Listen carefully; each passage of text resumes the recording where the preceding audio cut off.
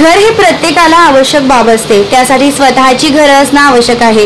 हे स्वप्नपूर्ती करण्यासाठी क्रेडाई नाशिक मेट्रोतर्फे दिनांक 14 ते 18 ऑगस्ट 2025 दरम्यान आयोजित प्रॉपर्टीज कुंभ या गृह प्रदर्शनास मिळणार असल्याचं क्रेडाई नाशिक मेट्रोचे अध्यक्ष गौरव ठक्कर यांनी केलंय. ठक्कर डोम येथे होणाऱ्या ह्या प्रॉपर्टीज एक्झिबिशनचा भूमिपूजन समारंभ सोहळा नुकताच संपन्न झाला. त्याप्रसंगी पत्रकार परिषदेत माहिती देण्यात आली आहे. वृत्तसंकलन अधिकार न्यूज संचालक संपादक प्रवीण नेटावणे, नाशिक रोड, नाशिक.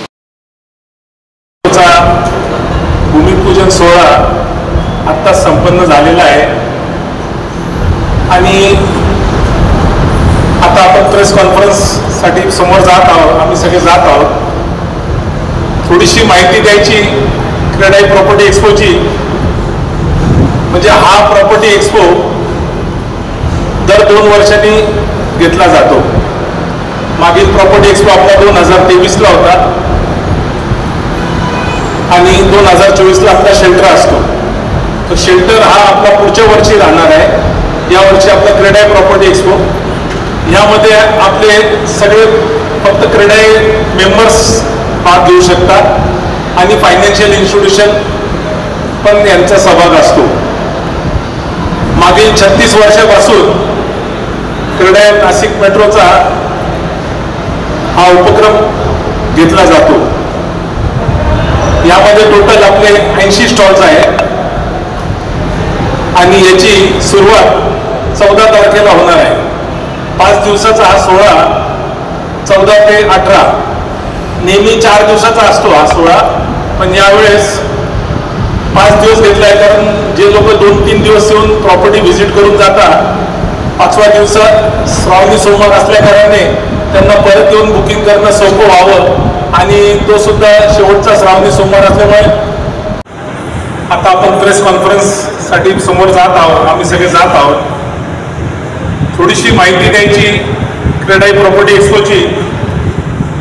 म्हणजे हा प्रॉपर्टी एक्सपो दर 2 वर्षांनी घेतला जातो. मागील प्रॉपर्टी एक्सपो आपला 2023 ला होता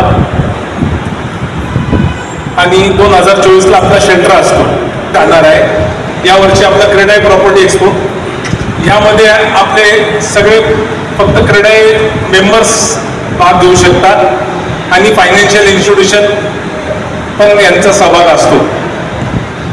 मागील 36 वर्षापासून क्रेडाई नाशिक मेट्रोचा हा उपक्रम घेतला जातो.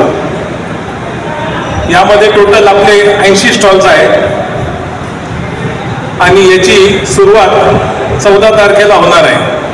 5 दिवसाचा हा सोहळा 14 ते 18. नेहमी 4 दिवसाचा असतो हा सोहळा, पण यावेळेस 5 दिवस घेतला आहे. कारण जे लोक 2-3 दिवस येऊन प्रॉपर्टी व्हिजिट करून जातात, 5व्या दिवसात श्रावणी सोमवार असल्या कारणाने एक्सपो नंतर किंवा या काही दिवसानंतर कुंभमेळा आहे. कुंभमेळ्याच्या इन्फ्रास्ट्रक्चरच्या डेव्हलपमेंट होतील. डेव्हलपमेंट नंतर नाशिक चांगला दिसेल आणि प्रॉपर्टीचे चांगल्या प्रमाणात वाढतील.